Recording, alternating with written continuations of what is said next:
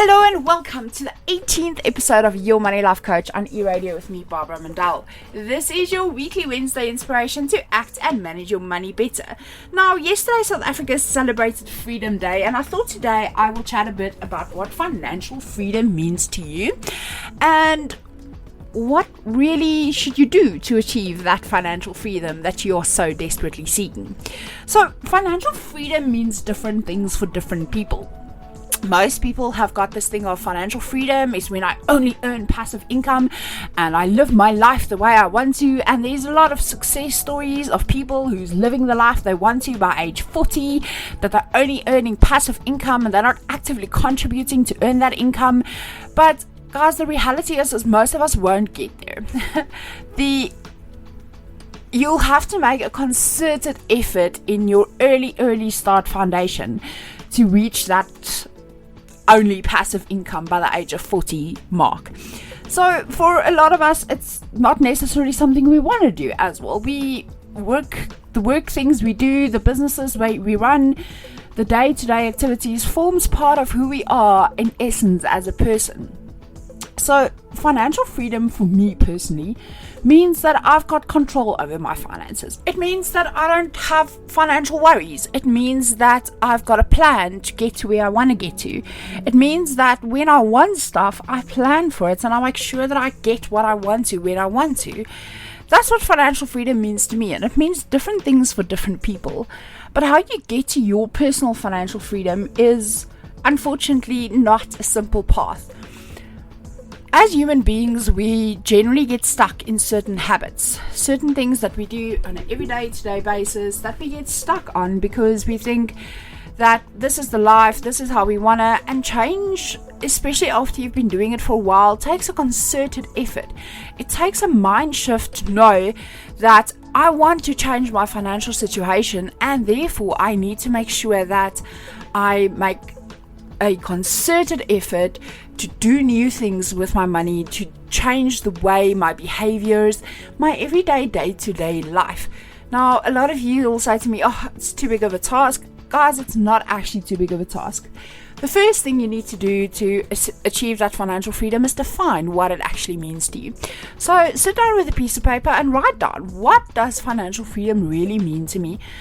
Thrash it out, write down a couple of words before you start constructing sentences, because it doesn't also have to sound very fancy.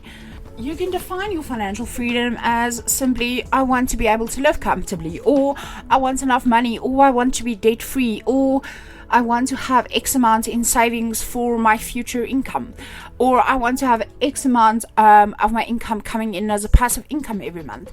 So you need to really sit down and think, what does it really mean to you as a person, to you and your family, and what will that mean to you? Because if you understand what it will mean to you in the long term, if you understand that freedom, that mind shift will come a lot easier. That mind shift will enable you to change your behavior.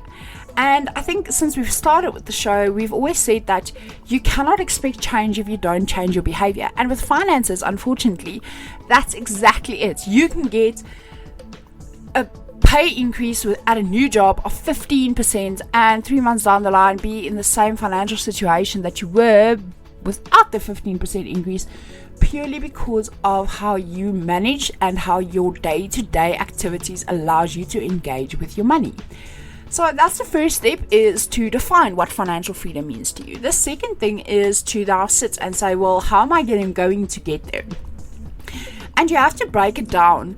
You can either start from the end goal. So let's say your financial freedom is I want to pay off all my debt. So you can start at the end to say, listen, this is all the debt that I want to pay off, and then you can work it back into annual and then monthly and then weekly goals if you want to, of how much more you should save on your other expenses to be able to add that to your debt. Or you can start from this, well, I've reworked my budget, I can now save 500 Rand a month, let's see how long it's going to take me to settle all my debts and make sure that I don't get back into debt. So those are the first 2 tips. The last tip that I want to focus on today is now actually implementing it. most people are great with writing down their goals, great with defining where they want to be, but when they have to do it, it sort of gets pushed aside because life happens. And there's a few tips that I want to give to you guys today that I've personally started doing and that I've recommended to a couple of clients who've started doing it, and it's working fantastically. So the first thing that you need to do is you need to make a concerted diary effort. So today we live in modern technology. We can just ask Google or Siri, hey Google, please just add a reminder that every Wednesday night from 5 to 6 I need to focus on my finances. This will allow you a concerted effort time to look at how your week spending has gone, check where you might failed, how you're going to prevent that in the future, but celebrate your success too. Celebrating that success is key to making sure that it happens next time around. The second thing is talk to your family, especially if you've got people who is financially dependent on you, to make sure that they understand what you're trying to achieve. You don't necessarily have to give all the details, but you need their support to make sure that you can make this work.